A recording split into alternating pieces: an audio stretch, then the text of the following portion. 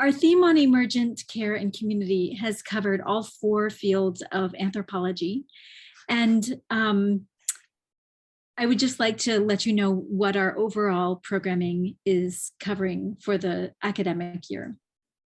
In the wake of our turbulent and abiding experiences of pandemic pain and politics, the Anthropology section of the New York Academy of Sciences will focus our 2021-22 program on theory and critique of forms of care, mutual aid, and charity.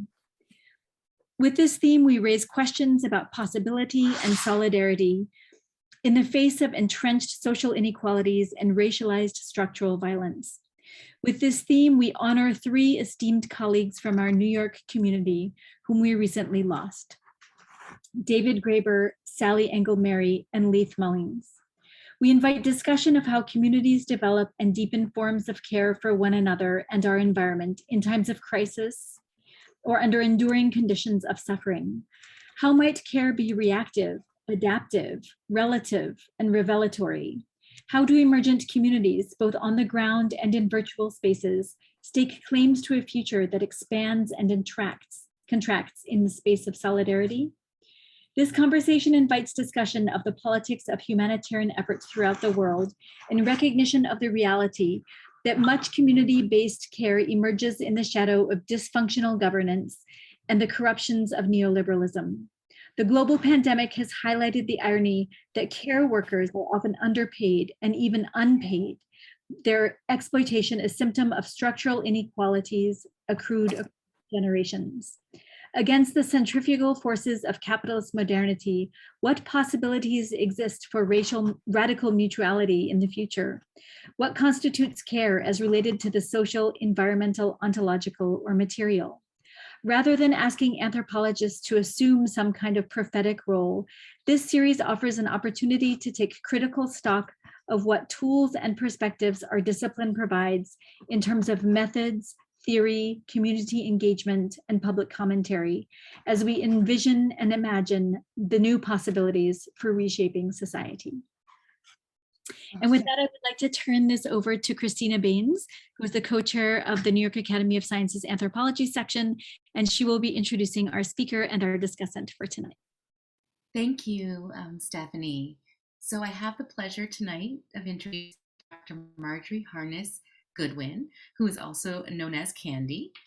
She is the Distinguished Research Professor of Anthropology at UCLA, and her work is concerned with the embodied language practices human beings use to construct in concert with each other the social, cultural, and cognitive worlds they inhabit.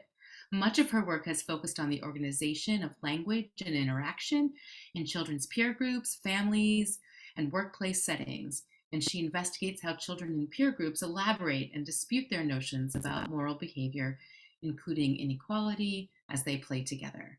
Her most recent work deals with the forms of human sociality, intimacy, and familiar integration, and how they're achieved through a range of coordinated, mutually elaborating modalities, including language, touch, prosody, and structure in the environment. She has many publications and is very accomplished, including many accomplishments, including an honorary doctorate from Uppsala University, which she was awarded in 2014, and she was a recipient of the Lifetime Achievement Award from the International Society of Conversation Analysis in 2018. While I have your attention and to facilitate smooth discussion, I would also like to welcome our very esteemed discussant, Asta Cekaite. She is professor in child studies in the Thematic Research Institute at Linköping University in Sweden. Her research involves an interdisciplinary approach to language, culture, and social interaction, and her specific foci include social perspectives on embodiment, touch, emotion, and moral socialization. Empirical fields cover adult and child and children's peer group interactions in educational settings, and family in various cultural contexts, including Sweden, the USA, Japan, and Finland. Again, she's many publications and accolades, and we really are looking forward to the conversation and learning from you both, Candy and Asta. Welcome and thank you. It's a real honor to have been invited to speak here. Thank you so much, Stephanie. It's been wonderful working with you. What I'm concerned with in this talk is how care is choreographed in families and in doctor-patient interaction and community. My question is, what are the lived practices through which caregiving is accomplished? I'm going to report on some collaborative projects I've been involved in. I'll be looking first at caregiving with a focus on touch in the lives of dual earner families in Los Angeles. Then I'll examine how a physician helps his patient choreograph living towards death and how a teacher mentors his students in understanding death as part of living. The importance of caregiving or providing for people's health and welfare in our everyday lives has been made abundantly clear during the recent pandemic, both for unpaid caregivers, many of whom report they're struggling with mental health issues, and healthcare professionals who risk their own health to serve their patients. In the midst of the pandemic, there have been reports of what touch deprivation means for our mental and physical health: anxiety, depression, fatigue, sleep disturbance, and post-traumatic stress symptoms. Here are some leads from news reports and media. We know from work by Tiffany Field at the Touch Institute that touch is a modulator that can temper the effects of stress and pain, both physical and emotional.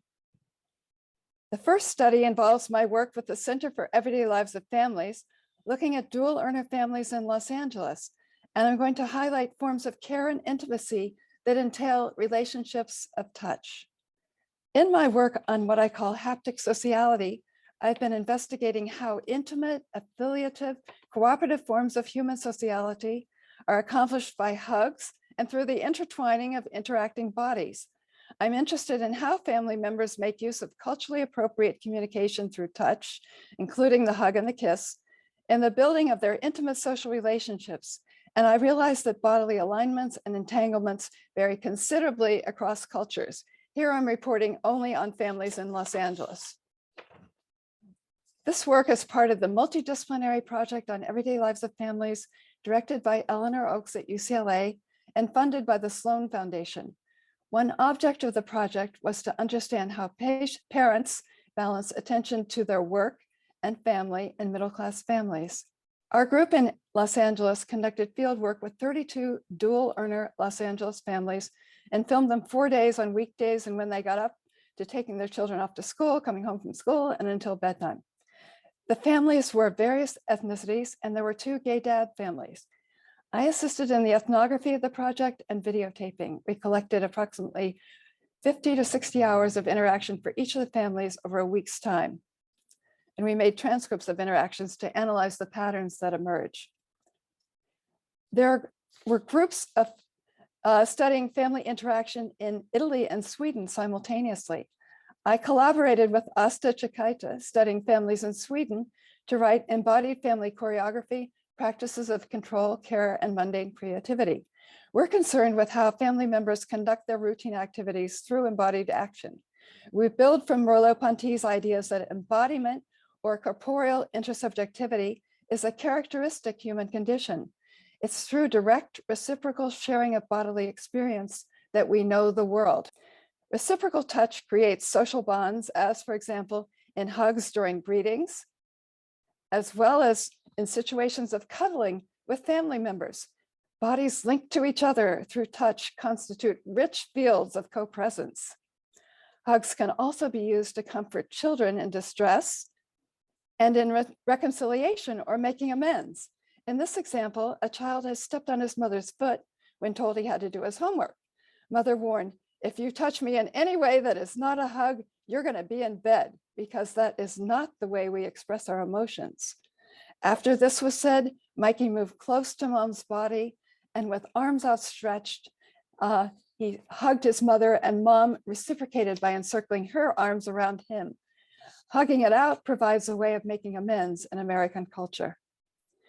Hugs are used by children to console a parent. The scenario in this example is as follows. Mom expresses her feelings that it was not right that her 8-year-old daughter, Aurora, had received stickers from the research team and she had not. She says, "I don't think that's fair." In response, Aurora approaches her mom and comforts her with an embrace. How come they didn't give me any stickers? That's not funny. I needed stickers too. Look at this. Here.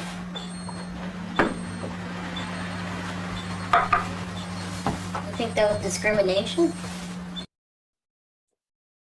The hug that Aurora gives her mom provides an embodied orientation of empathy or mutual bodily resonance toward another person's lived experience.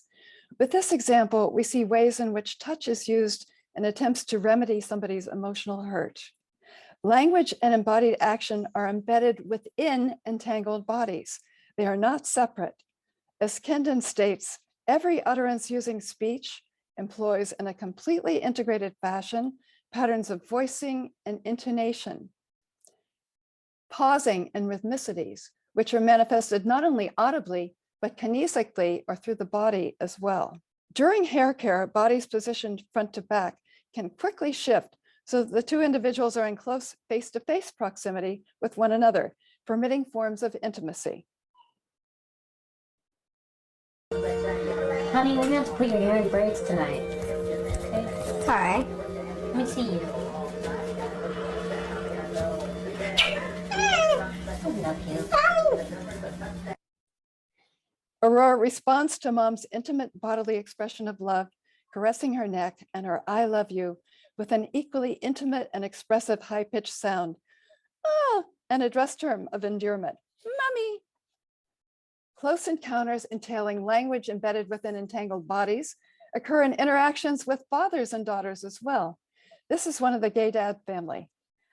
Here what happens, what begins as a form of diagnostic touch transforms into caressing and a grooming episode.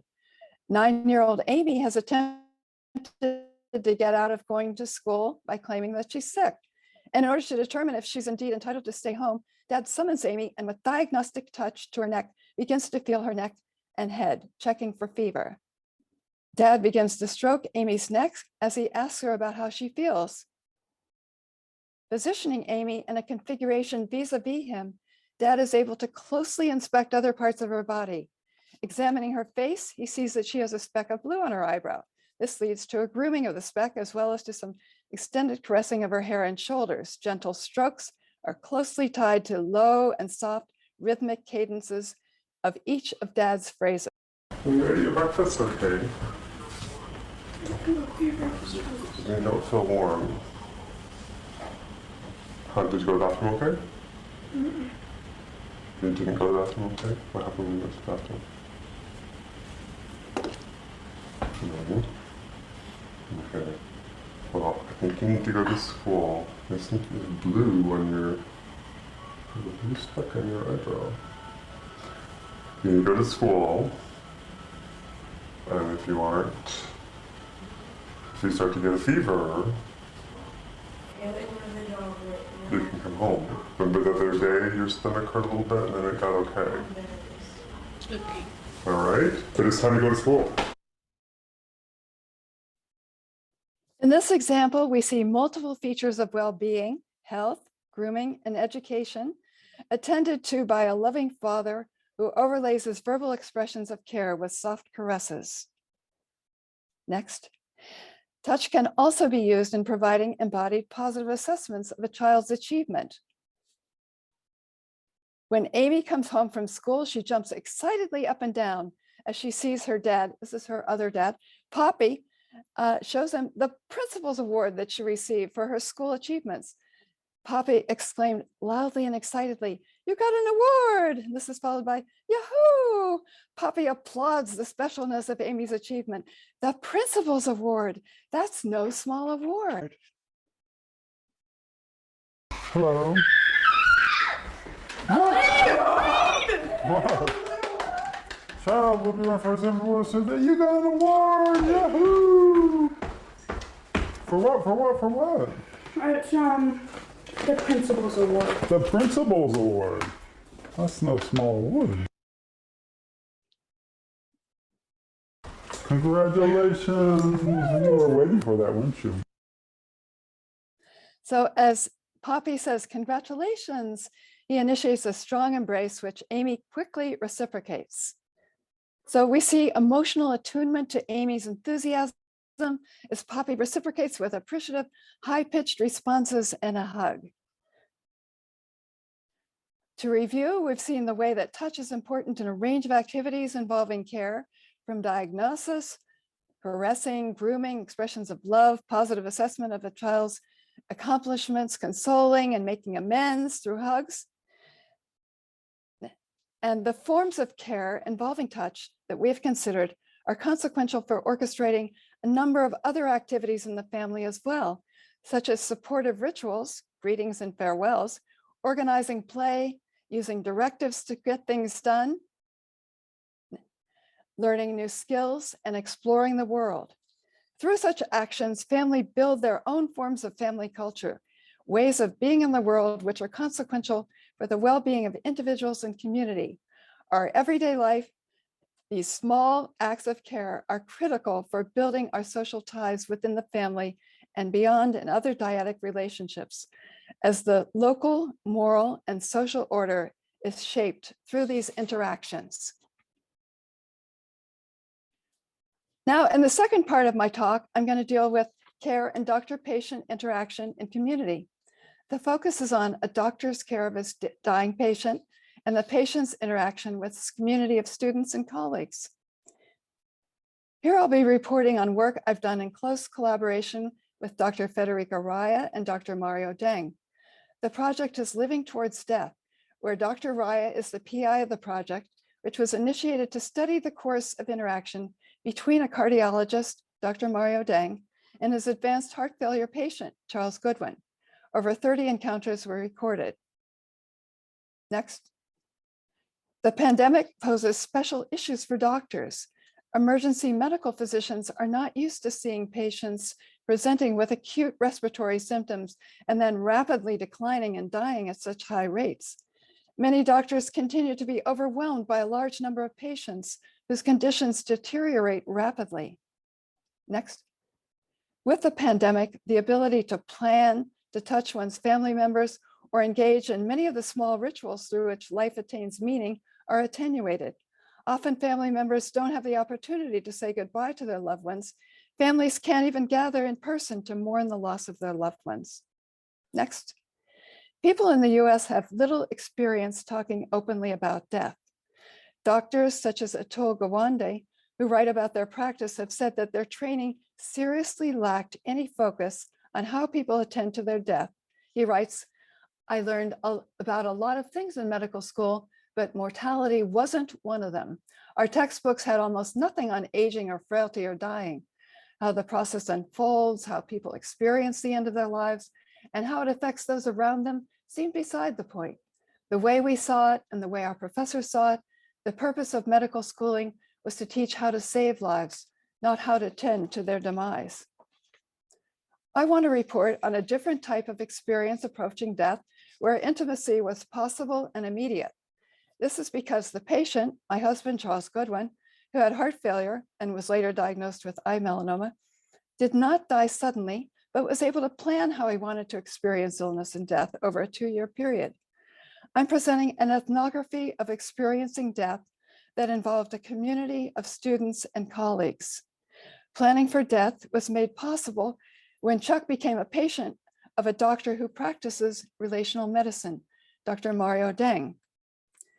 We first knew about Dr. Deng when in Chuck's cooperative action lab, Federica Raya, professor of education at UCLA, brought tapes of him, her husband, teaching and performing heart biopsies. For advanced heart failure doctors, the starting and the ending point is the patient in his or her life.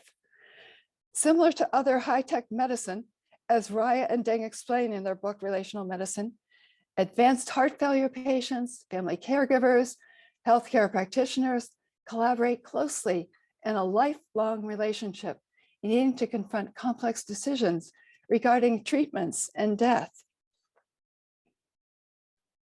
What is care in the relational medicine framework?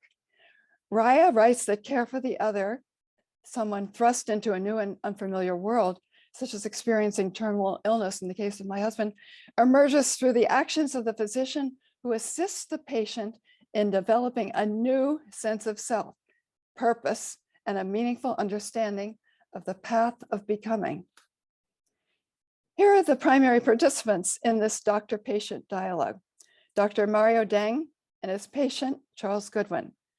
So let me first briefly introduce Charles Goodwin, because we've seen something about Dr. Deng's philosophy. In an interview in a column on reflections on retirement in Anthropology News, when he was asked, "What class did you most enjoy teaching and why?" Chuck responded, "My absolute joy throughout 40 years of teaching has been my seminars. These are really chances to explore analysis with whole cohorts of incredibly interesting people, both students and years of visitors. I have learned so much from all these colleagues.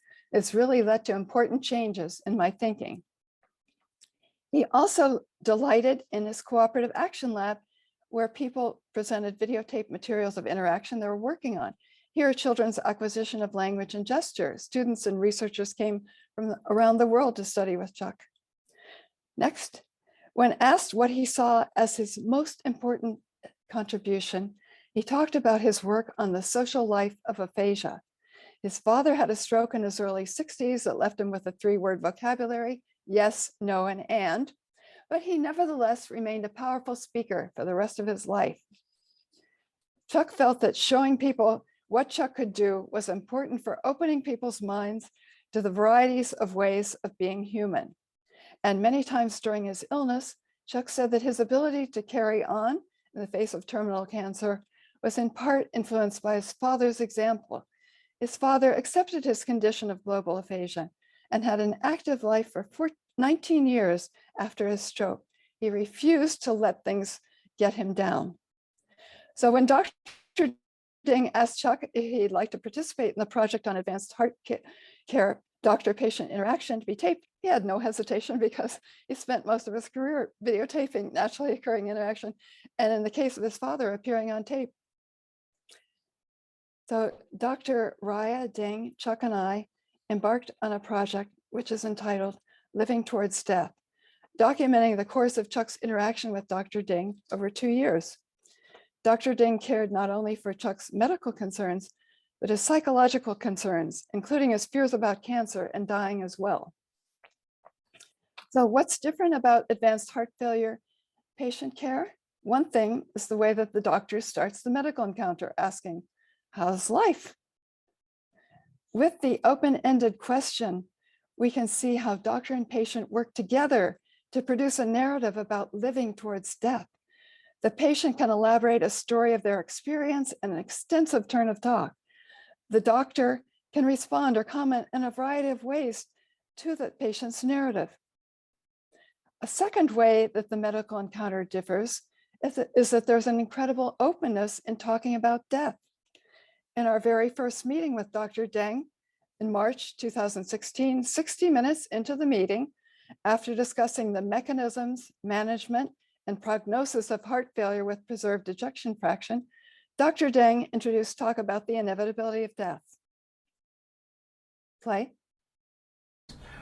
And then obviously, in terms of lifestyle changes to explore, there probably is a contributing aspect of a certain mindset that is already like, oh, things are going wrong direction, entering the second half of my life, and now things are spiraling down, self-fulfilling prophecy of now I have to be in high alert, high blood pressure, more resistance for the left ventricle, less filling, more shortness of breath, more anxiety.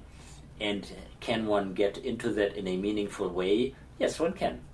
And probably on the basis of the basic sense living towards death in a basic sense, that it's unlikely that the three of us will be having this conversation 1,000 years from now, although the future is not completely predictable. And taking the uncertainty of what comes into consideration, and then being so appreciative and attentive to the here and nowness. Next slide. Yeah. Go ahead. attentive to the here and nowness of ourselves, and not let any of that stuff really bother us that much, regardless of whether a department gets shut down or something else happens. And that kind of is an exercise to explore different ways of dealing with that. So Chuck put into action the ideas for change that his doctor prescribed: diet, exercise, and meditation. And in 4 months, he passed a stress test with flying colors. But in February 6th of the next year, 2017, on a visit to the ophthalmology clinic at UCLA, melanoma was detected in his left eye. And 2 days later, Chuck had a routine scheduled appointment with his heart doctor. Dr. D asks, "So what's the update?" And at this point, Chuck provides the metaphor of the phony war to describe how he's feeling.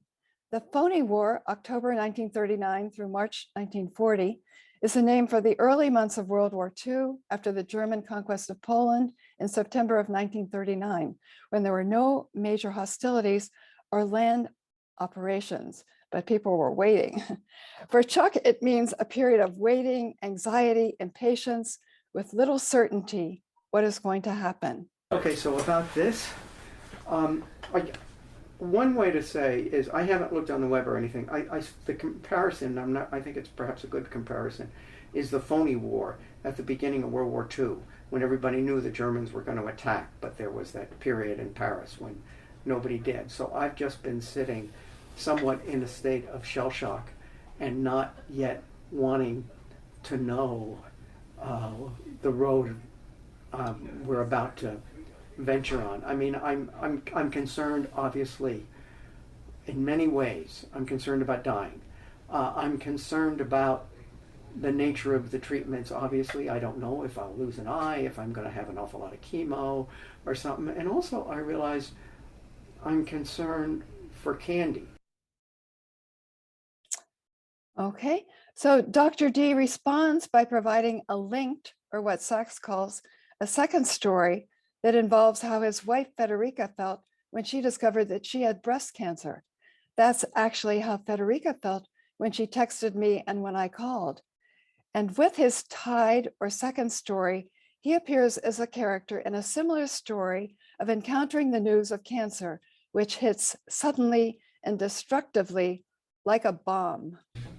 Coming back to what you just said, and thank you for sharing that, it's just more on this how it hits in kind of like a bomb, right? Yeah. That's what I've also felt, and that is what actually Federica felt when she texted me and when I called.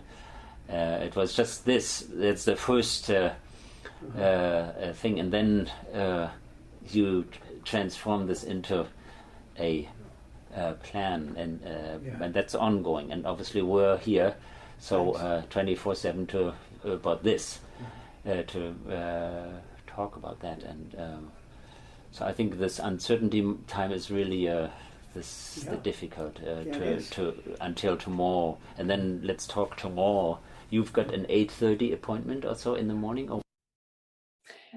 The linked second story provides an The linked second story provides an empathetic demonstration of understanding of Chuck's narrative, but shows there are ways of dealing with it, transforming it into a plan. Then ending with, obviously we're here 24/7 about this.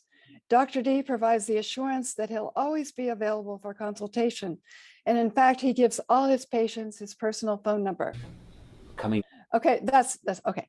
Now, in his lectures on conversation, Harvey Sachs, the conversation analyst, states that with a tied or second story, the listener appears in a character in an event similar to the teller's, and the telling of a similar experience can be a way of demonstrating or exhibiting understanding, confirming features of the told experience with the meaning you're not alone. And in the lecture on second stories, Sachs referenced Frieda von Reichmann, who said, "The importance of careful listening is the most important skill of a psychoanalyst. The psychotherapist must be able to listen." Chuck was quite open about his cancer, He regularly wrote to his colleagues and lab members, updating them on his illness.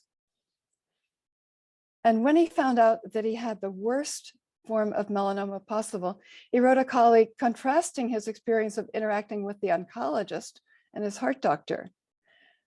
This last diagnosis was brutal. I felt the doctor was a skilled technician, which is important, but not able to see what was happening from our perspective.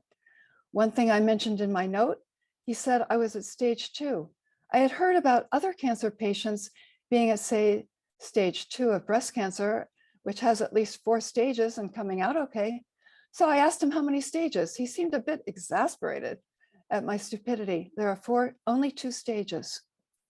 Then, accepting I had it, I asked what were possibilities for cure. Again, seemingly surprised by my ignorance, he said, this cancer doesn't get cured. We were given truly shocking news, and after a half hour, sent back out to the street to deal with it ourselves. This is incredible contrast to what happened when Mario diagnosed my heart failure. He spent a long time talking with Candy and me and saying that we should now do is focus on making the most of the time we had left with each other. What he said was the most important medical advice I ever received. I consider him a healer rather than simply a doctor, but also a healer who can guide his patients to live in the shadow of death. I am certainly, that's what got me beyond the heart failure. To everybody's surprise, I'm now able to do things. Okay, then he wrote an email to his students in his lab. We'll meet tomorrow, bad news. And students reported how this example helped them cope with devastated illnesses in their own families. One student had a mother who was also experiencing cancer. In a reflection on Chuck's note, one student wrote, "We'll meet tomorrow, bad news," summed up Chuck's perspective well. Despite the news, Chuck still wanted to hold his seminar. Chuck wanted to keep living the life he was. It made me pause and think how wasteful it is to be angry. I learned that I had to make bigger spaces for things in my life I value, since we are all living towards dying at different scales. We're now going to look at another metaphor that Chuck used when he went in April to see his doctor again. And here he's interpreting death in a different way, reading King Lear that invokes fear, Midsummer Night's Dream that's joyful, and then he moves on to talking about ghosts and skeletons. Yeah, I had another weird thought of dying. Maybe it's not as much, but I had 2 things that happened. One night when I got very anxious about the things coming back, I remembered King Lear, which is perhaps the most devastating, unrelenting picture ever written. But then lately what I've been reading is A Midsummer Night's Dream, which is joyful. But then the other thing that the other thing that I recalled was how much we treat dead people as terrible, like ghosts and skeletons and everything. And it's like I've got my passport into what happened at Coldwell. You know, the others given away. We shouldn't treat the dead. That's so terrible. That made me think of the Day of the Dead in Mexico. When people go to talk to all their dead. Yeah, yes. That seemed healthier. Yes. Because we have participated with everybody. Yes.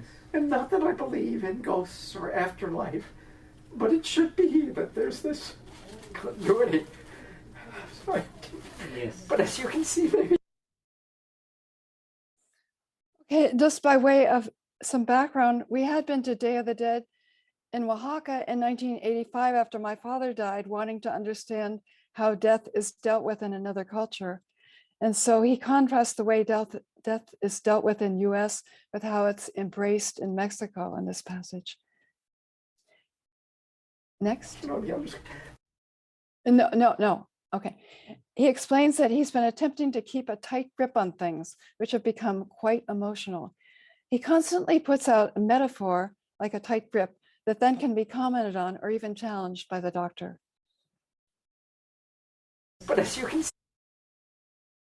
No, play the tape. but as you can see, maybe, I don't know, this has been, even though I've been trying to keep a very tight grip and focus, this has been a deeply emotional or something time at this point, in some sense. Yes. And so I don't know, but it's trying to find out how to make this journey now. I find the work of Lynn Jacobs, a Gestalt psychologist, insightful for understanding Dr. Deng's practice. Dr. Deng himself was trained in Gestalt psychology in Germany.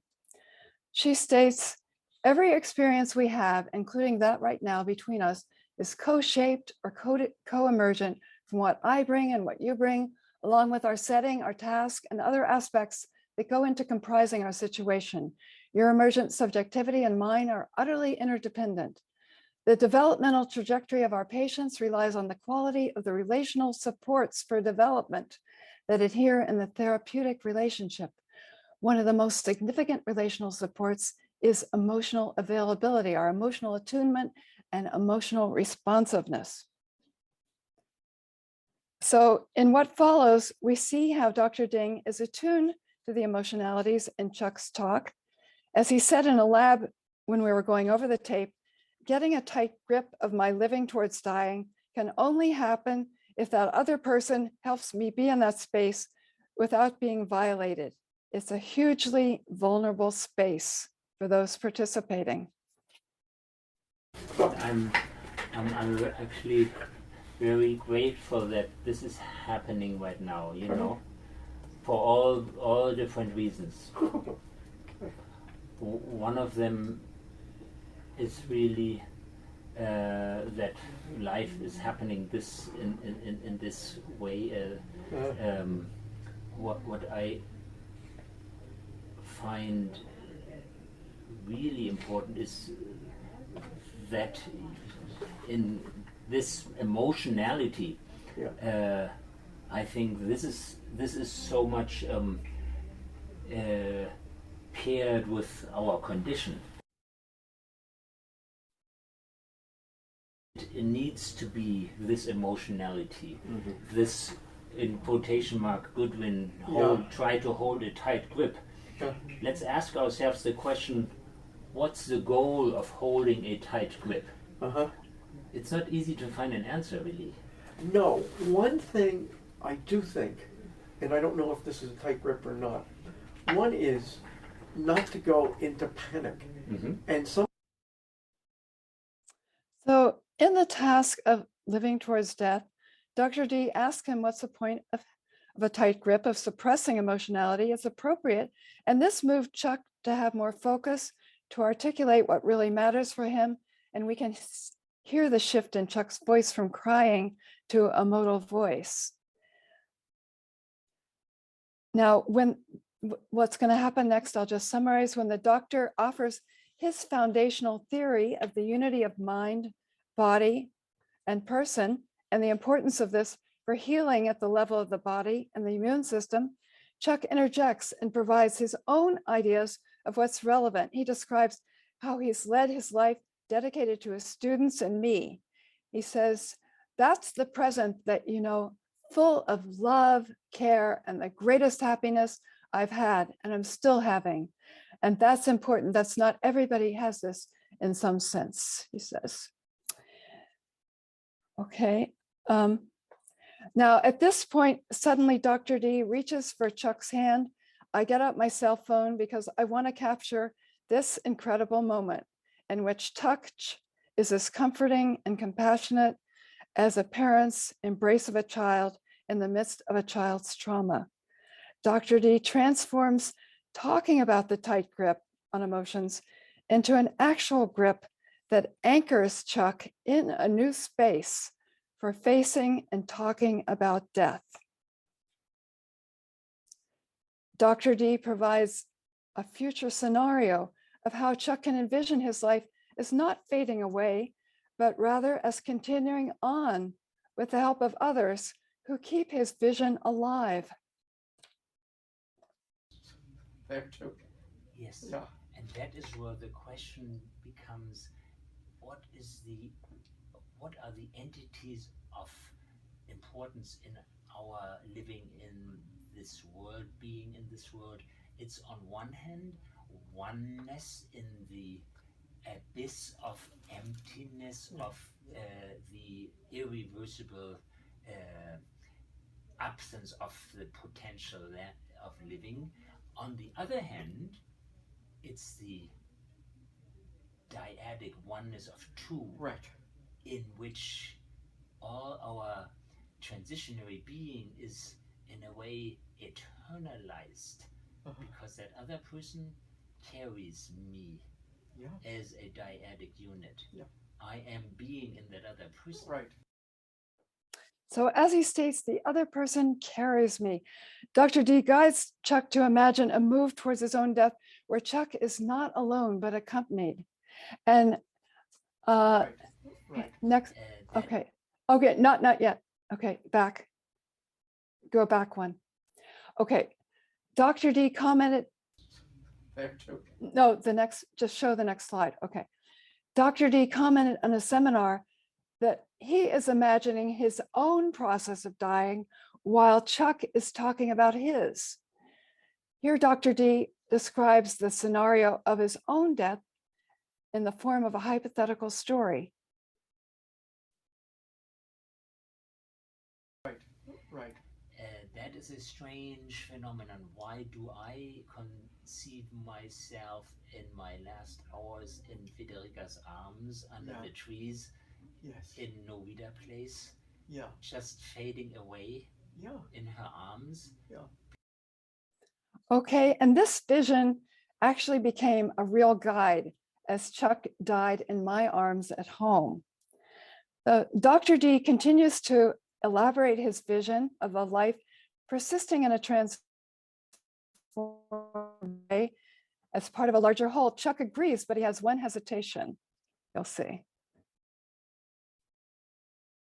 Because there's something that is making my temporary being here part of a bigger whole where it persists in a transformed way.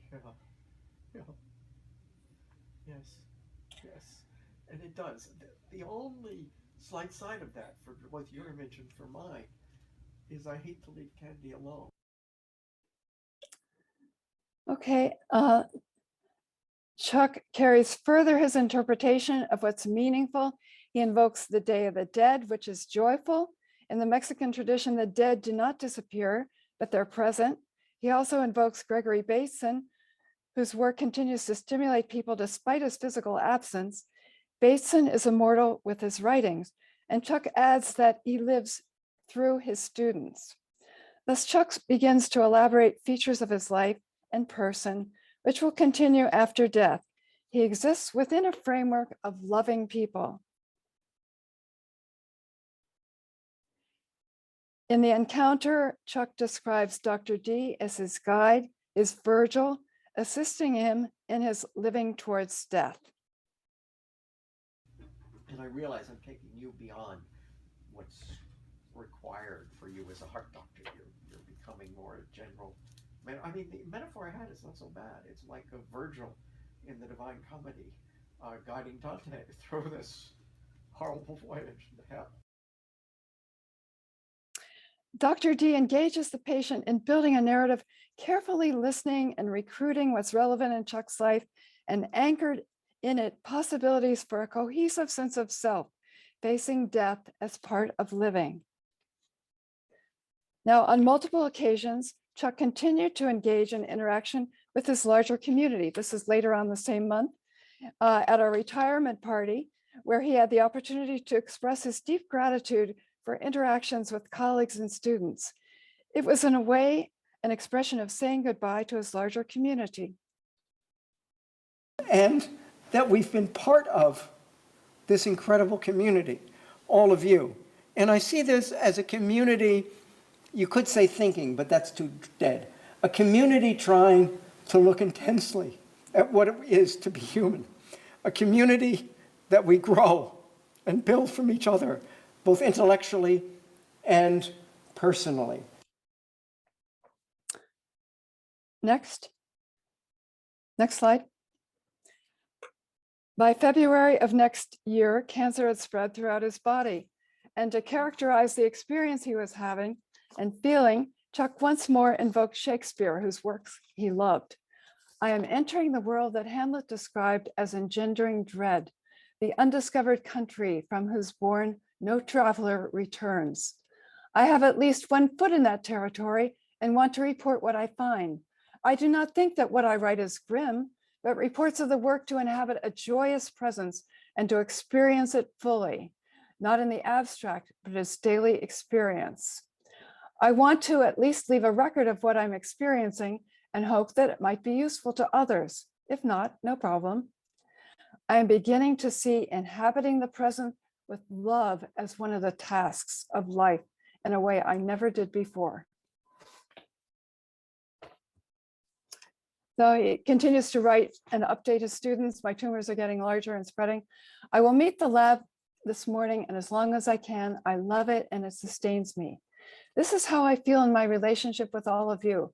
I have always talked and enthusiastically exchanged ideas.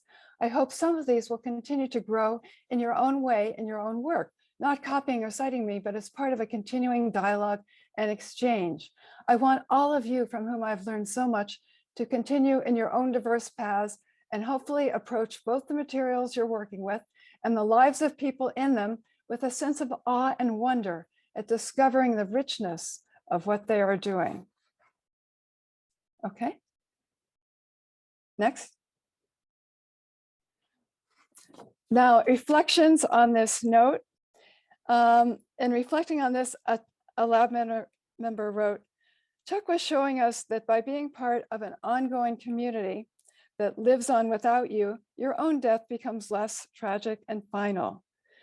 The message also brings together a lot of themes in Chuck's earlier messages: gratitude, taking control of how you look at things, being present, and celebrating being with those who you love, and having a deep wonder and openness for all human experiences, including dying. She says, as an academic, I am honored and grateful to have gotten to learn these lessons about dying firsthand from Chuck. As an academic mentor, Chuck apprenticed us into the study of social interaction, but through these messages, he became a mentor on dying. To be mentored on dying is something unusual for something her age, she concluded. Now, finally, the last letter I'd like to show is from Lourdes de Leon. She was writing us about the passing of her comadre in Mexico. And she had died at home. And she says that as she entered the house, she felt a peaceful, loving, and tender feeling inhabiting the house. She writes, I sat there feeling both sad and peaceful as I sensed her presence and her deep connection with family through her offerings and beautiful shrine. Next. The walk from home to the cemetery was smooth as velvet with a sense of equanimity and acceptance and presence. I was struck by a very strong feeling of being all together, us with her, bringing offerings every day for 40 days thereafter, every Sunday and on the Day of the Dead is a very natural way of keeping with the loved one without feeling the abrupt separation we have in our own culture. She continues, I thought of Chuck in the context of his own culture, and I strongly feel that we also have a strong, loving community keeping both him and Candy company. This is crystal clear among many other manifestations in the magnificent book just edited by Don Favreau in concert with a large web of people that honor Chuck and thank him for his many gifts to our community. This is one of the offerings that show you are with us forever, dear Chuck. I will add to this gift my strong desire of having a shrine for you on the Day of the Dead with my Mayan family. I will speak your name and light candles for you as long as I am here on earth. And as you walk in the mountain where the spirits meet, we will pray for you and ask you to wait for us, who will be meeting with you in time and beyond time, and to rejoice eternally. And this is the offering that was placed on the altar in Navanchak and Chiapas that year for Chuck. Shortly after Lourdes wrote at the end of February, on March 2nd, we had a surprise party for Chuck. People came from Singapore, Japan, various places from the US to be with him. And there was really a collective effervescence on seeing Chuck's happiness, as you can see there. Chuck's described his vision of his final days in his toast that he gave. And the other thing I really want to say, and here I'm relying on what Lourdes said about the death of her comadre, I am so happy to see the children here today too, because I envision, I told you this and I'm not trying to be dark, but instead of my life fading out all by myself, like in a hospital room, I envision when my life finally fades out, it fading out in a scene like this that's filled with the life of others, with all sorts of generations. And that seems to be the world that we inhabit, rather than a private world of, you know, pain and death, but a world that is sustained through the richness of other people and their care, concern, intellectual stimulation, and it's the most wonderful thing. Okay, I'll stop talking. Okay, Chuck continued to meet with his seminar towards the last week of his life, though it was in the bedroom rather than the lab. Neighbors and hiking friends came to visit him in the last week when he was mostly in bed, and his sister Pat, farthest on the right, a hospice nurse, was with us for 2 weeks. During the last 2 weeks, it was so beautiful. And also she stayed on then for 3 more weeks so that she could help me plan the celebration of life. And if without Pat, it would not have been the beautiful experience it was. Stories about a peaceful death in Lourdes's emails provided a vision of how to die. And here friends came and would stroke his arm and other things. And a year later, a year later in 2019, he was honored by receiving the Sapir Book Prize for best work in linguistic anthropology during the last 2-year period.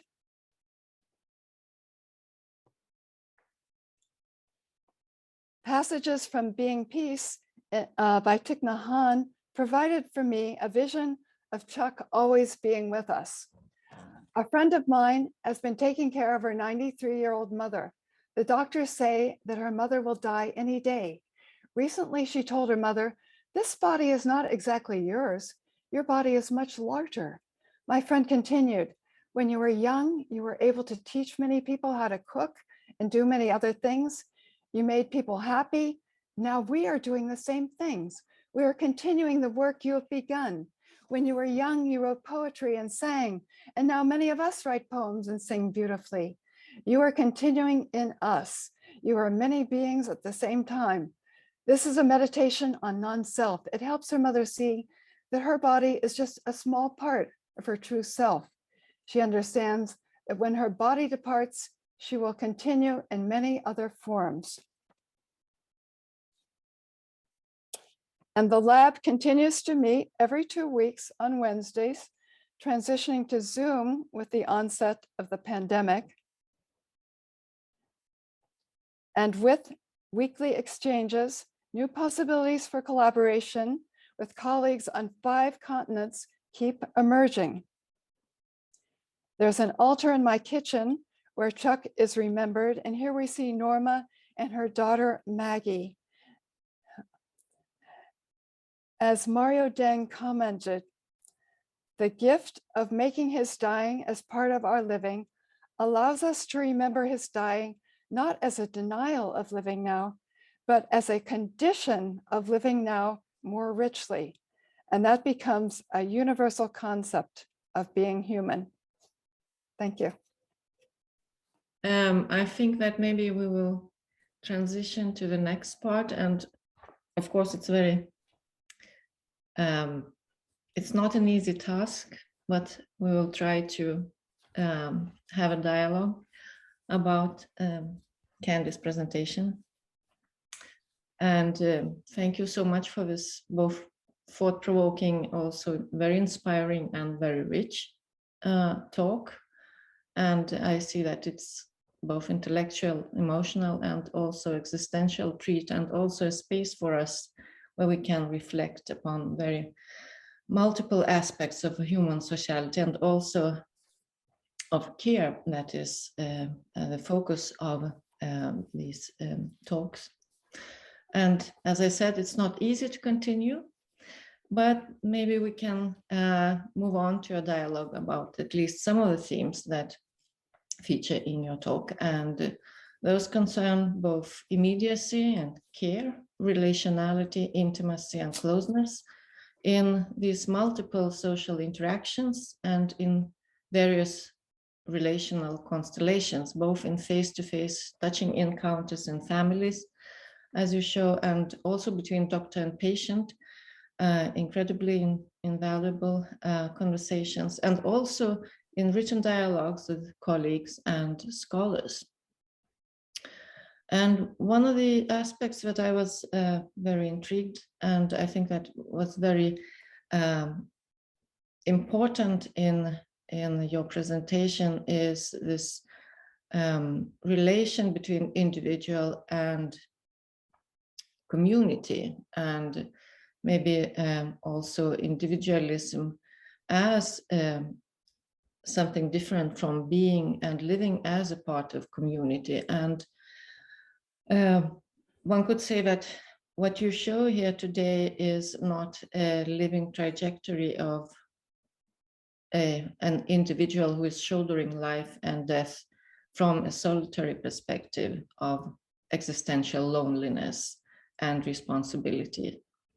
Rather, we can see the deep anchoring of the living, dying experience in rich cultural artifacts, practices, and traditions, literary tradition of Shakespeare, Dante, and religious tradition of commemoration during the Day of the Dead, and very importantly, dialogical practices of caring communication with community of colleagues. The data that you show, or the data conversations, I mean, it's very difficult to talk about that as data, but one of the communicative practices that we have witnessed today are these rich narratives in doctor-patient conversations. And as you show, they are full of personal living narratives and simultaneously narratives through which Czech is living towards death or towards dying. And doctor is caring both as a guide and somebody who contributes to inviting and responding with his own metaphors and stories. And Czech is also doing that. I mean, it's really a dialogue. Maybe you could expand a bit more on this that you called, according to Sachs, second stories in these conversations and their social functions. Okay, well, providing a second story provides a real demonstration rather than claiming that you understand what the other person has said. So it provides a way that you are in a character, you are a character in a narrative that's equivalent to the one that was just told.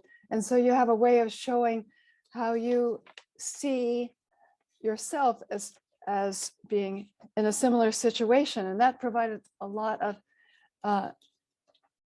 resonance with that provided a lot of resonance with us. I wanted to just mention some other second stories that happened that were really interesting when describing his cancer. Another time he was comparing cancer with heart failure and how we could master heart failure, but he couldn't master cancer. He said it was like kayaking. You have to go with the flow. You don't master a river.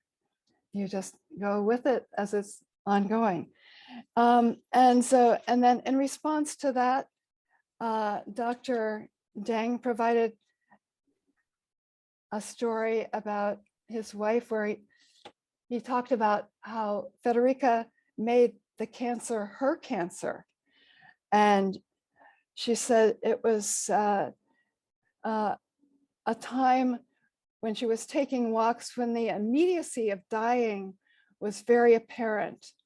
And then Dr. Deng says, I felt from the perspective very much in the role of the partner. And this immediacy went away when she found out that she might not have it. She was missing something then, missing. And I want to talk about this, the strange trade-offs there are in the insight that we are dying as part of living, such a richness. And if you have this immediacy of immortality, it becomes, the time resolution becomes so intense, it almost approaches eternity at this moment. So it was interesting the way that he could provide other ways of viewing how you deal with uncertainty. The uncertainty for Federica was living in a heightened way for a while. And Dr. Deng described this as almost having every day is my birthday, as he said it. One time he provided the first story where he was talking about what cancer was. He said, everything changed. Suddenly, everything became relative in a larger frame. It's a dictate of the body that does not ask and forces, it's violent, he says. And then Chuck provides his second story, in which, and we'll see how far he's come to accepting dying as a part of living, where he says, right now, I'm accepting that I have no control over what's going to happen. I'm sitting here and my dog, Tiger, is blind and deaf and getting much older. And I'm no longer trying to fight it as he had with his other dogs. He just knew that he couldn't fight it. And then he also said, it seems that we're all at this state where all these things happen and you got to live with where you are. And that reminds me, in the sense, we can't fight it. You can't overcome it. And then he says, it was like his father, where he didn't want to waste his time hoping he'd get his speech back. He accepted where he was at all those points. So his father, again, very important. And then he talks about how he was able to change his diet with the heart, but right now he can't change the cancer. And so he says, well, I'm no longer in that mindset. I'm in the mindset where not only all life, but the universe itself is very mortal. I mean, the earth is, so there's no way to hold back time like this. You just have to live with what's happening and make the best decisions, he says. So it was interesting how he could provide a second story to his doctor and update him about where he was. And he said that for me, it's a decision of making intelligent choices and not ones that have toxic outcomes. So I just wanted to share that because it does show Chuck's evolution, which is what's so beautiful, because we have over 2 years documentation of how Chuck was thinking about things. Yeah, thank you. I think it's really very interesting dialogue in terms that both patient and doctor are providing and responding to these stories, and maybe together constructing this shared space for discussing these issues. Just to connect to what you were talking about, some of the issues that I was also wondering are the concepts of empathy and also concept of compassion. And I was also thinking about these stories and metaphors used in conversations. So if we sometimes empathy kind of is considered to be one of the absolutely best emotions, and that shows understanding, emotional understanding of the other. And sometimes it's compared to or used synonymously, but maybe also kind of distinguished from compassion, where compassion is viewed not necessarily as empathy, but as active attempts to alleviate the other's suffering. And I was wondering if you can see this distinction, or are they synonymous in your view? I think that's so interesting, because so many people like Jody Halpern, a lot of he's a pediatrician, a lot of people write about empathy requiring this kind of experiential, not theoretical knowing, taking the perspective of an experiencing agent, and trying to know another person's emotional state. But what Mario does that, but then he also provides a guide for what to do next. He provides a way of helping the patient develop a new sense of self and purpose and meaning, in really going along with Federica's idea of care, helping the patient in the path of becoming a new person. So it's not just empathy itself, but this active way in which he guides the patient. And I think that's what's so different from just providing attunement or compassion. I mean, well, some people write about compassion as being part of empathy, but providing a real way of moving forward and towards living towards death, which is just the incredible intuitive ability of this doctor. I'm telling you, it's incredible. Yeah. So that's how I see it, quite a difference. Yeah. Yeah, well, yeah, I do agree that sometimes maybe one could make this distinction a bit more prominent, that understanding of feelings is not equivalent necessarily with assistance in alleviating distress and other negative emotions. I'm just checking for time. I don't really know how much time we have left, because I think that the audience would also like to ask questions. But I will continue until you tell us to stop. So I was also wondering, you had these headings about emotionality, and we saw both very emotional encounters and crying, and also talk about these very difficult issues. But there was also quite neutral stance taken, or as Chuck formulated it, taking a grip of the situation and so on. So how do you think this can talk about various emotions in these conversations, this open space for sharing? How was it achieved in this sort of conversations? And again, just because we had this ability to talk with the doctor in Federica's lab, we got a lot more understanding of what he's doing, what his practice. And I'd just like to read you something that he said, because I think this is very informative. Going through this is very emotional. The only way I can meaningfully be in this situation is that it's very personal for me. Dying is resonating with me and within. He's seeing his mortality there, and therefore the only way to act is to focus myself on the one question: how would it be for me if I were right now dying? Not anything else. There are so many different things instead to focus on. Okay, you have several months to live, you got other stuff. Unfortunately, the heart failure isn't working well, but living towards dying, and if I can focus myself on that, that's my very active and energy consuming input in the situation. To just have one singular rule, which is to focus on my own mortality and to share whatever comes out of that. And there's no more than that. And to just trust what happens between the two of us is going to be there, the most meaningful thing that happens, whatever it is. No prediction exactly what it is, but the rule of only focusing on this aspect and trust the process.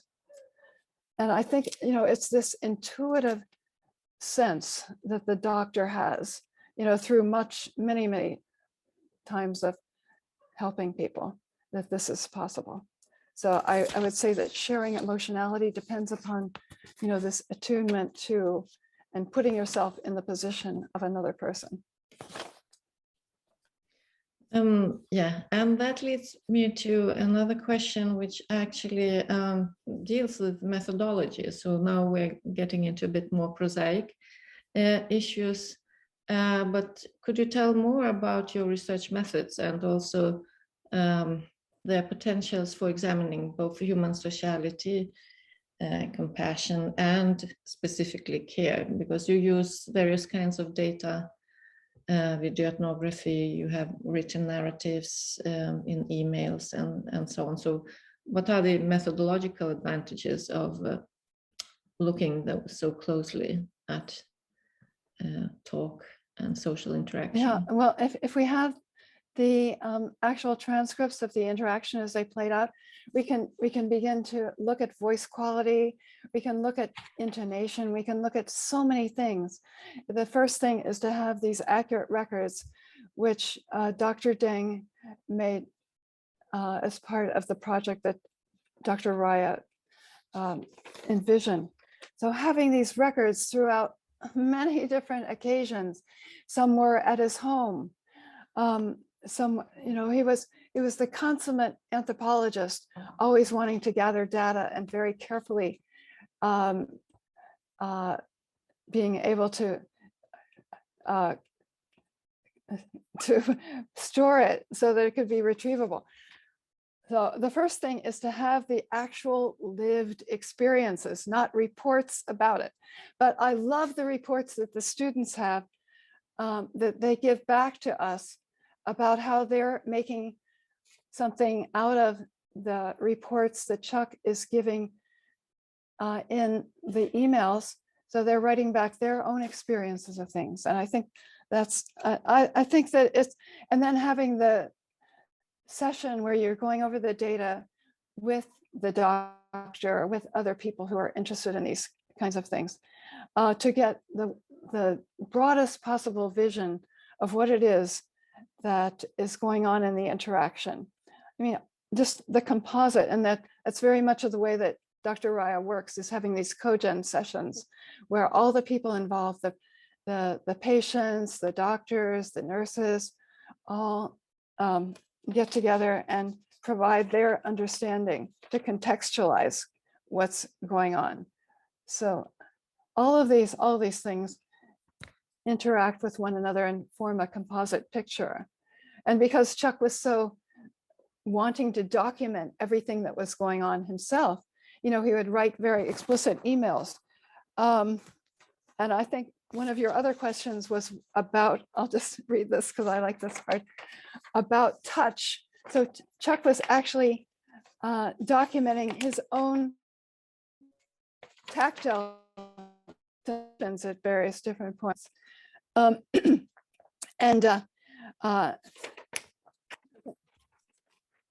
whoops. Okay, that was something. He says, I just wanted to get down personally and analytically experience I had last night. I was lying in bed on my back because I had a sleep apnea machine. Tiger, who seemed to age a lot, got up and sat on my chest. I loved his touch, the feel of his body on mine, unlike my experience colored with dread and pain of our other dogs who diminished. I was simply happy at that moment to have him now on me and to experience his weight and warmth and love. However, as I did this, I began to feel continuously the tumor on my back, not really painful, but a noticeable sensation, and one that brought back the cancer rather than love of another living being into my tactile experience. I feared this pulling my thinking and starting to shift my mind into places where peace would begin to disappear. Then, starting from the touch of Tiger, he reached out to Candy and put my hand on her arm. So I had at this point 3 different experiences of touch, each with different meanings. One a reminder of impending death, and the other 2, the experience of love and joy with other creatures. Okay. Anyway, so he was very attentive to tactile sensations that he was having at various different points. Yeah, that was one of your questions too. Yeah, that was one of my questions, and I have a lot of questions. And I think that this nicely, your response to my question, which is on my list, nicely also tie into another question, which is on my list, but which I will not be asking right now, but it's also kind of very nicely connects to, or kind of adds on another layer of embodiment, and also these kind of metaphors about what it means to be living towards death. So you have both conceptual metaphors and also these reported embodied experiences. But now we have some minutes left, and there are some questions in the chat. Yeah. I will start reading Carrie Poole's question.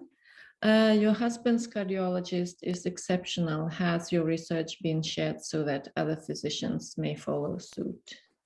We have, I mean, there is relational medicine in the book, right? And then, so I think that's where to begin. And then I had a list of all the documents that we have, but we have two other articles that Dr. Raya is the principal author of. I lost my piece of paper here, but there are others that I think that Stephanie can put in the chat now. I just forget the exact names of the articles. But yeah, I thank you for that question. Yeah, so we are writing it up. Okay, so there's another question by, I'm sorry, I'm checking kind of a sequence. William Mitchell, thank you for your interesting talk. We would all like to have Dr. Deng, but for the profit healthcare system means that most of us are confined to the 15-minute appointment, the medical provider who hardly knows us, while so many are also denied any such care under any circumstances. How would you change that situation so that this kind of attention is available generally? Of course, it's a massive kind of overhaul of the system where care for other people has to be primary rather than the profit motive. So we really have to change people's thinking about what medical care is all about and what should be at the center of medical care, and a whole new philosophy of what doctors' obligations are to other people. And it's a massive question because having the extended time for an hour, of course, is a luxury in advanced heart failure and acute illnesses. And if Federica is here, she could provide some other comments perhaps, because she's thought about this quite a bit. If Federica wants to join in, please. Thank you. Thank you. I just want to be, thank you, Candy. It was a beautiful talk. Thank you so much. I was, yes, there are important things, but there's some research that show there's a certain way of interacting can be done actually in 7 minutes. So the body of the corpus of the in my research is it's extensive. It's considered to in interaction in a cardiology visit, in advanced heart failure. So we're seeing an expanded way of acting generally also in 7 minutes talk. So there is a way of that the doctors do relate to another without thinking about the next moment. But that's a long conversation, and I'm going to put up some of the references for that. Thank you. Yeah, I believe. Let's see. Was it? I think that those are going to be put up. I think. I'm working on it as we speak. It's okay, turning out good. to be a little more complicated than we planned, but it's happening. Okay. Anything else, Federica? No, I just think that's it's concerned a completely different corpus that you're related this relation to check in a longitudinal. So it's like a case study, but there are many of these examples in our research in our video. That actually happens in very short time. The difference is that this is not medicine in general. This is high-tech medicine, and the difference needs to be understood. That medicine is not one block. So if one is talking about general practice, it's a completely different world. In advanced heart failure, these patients are constantly meeting with their practitioners for all their life, and at least they see each other once a year, twice a year. So there is a long-lived experience with each other, and they don't go to the doctor when there's a problem. It's a different context. So we had to differentiate the studies of medicine much more. That's a very important point. The time that is allocated to cardiology or to advanced heart failure is longer than primary doctors. So it's a longer conversation, which I don't think should take place right now in this beautiful context of emotionality, but that's why I intervene. But I think that's it. That's all I wanted to say. Yeah. So check out Federica's writings. Yeah. Thank you so much. I think that maybe we have time for one last question, or? Yes, I think that sounds good. We have a question from Danilyn in the chat that I think will maybe close us out quite nicely. Yes. So should I read it? Yeah, or you? Sure. Or would you like to? Absolutely. Okay, so I will write. I will read it. So there's a question, last question, which ties together talk in a very beautiful way. Thank you for this beautiful, incredibly enlightening talk. I'm wondering if you could say something about how we can think the two parts of your talk together. I was struck by the multiple modalities of a second story. Could you say something about this in the context of touch? I'm interested in multiple modalities in part out of my interest in people who don't communicate either through touch or speech in typical ways. I'd love to hear more about touch in Dr. Deng's practice and whether there are second stories in touch. I think maybe Federica would be better in addressing that because you've had more experience. And I mean, this is that one video had the richest kind of, because a lot of the things were so emotional that we didn't, that for some reason the video wasn't done. But anyway, Federica, can you address that, please?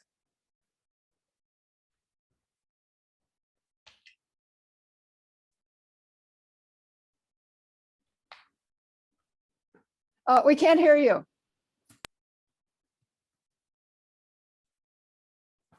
Sorry, I had a hard time hearing. Can you read the questions again? Okay, I will just, there are many things here. Okay, so I'm wondering if you could say something about how we can think of two parts of your talk together. I was struck by the multiple modalities of second story. Could you say something about this in the context of touch?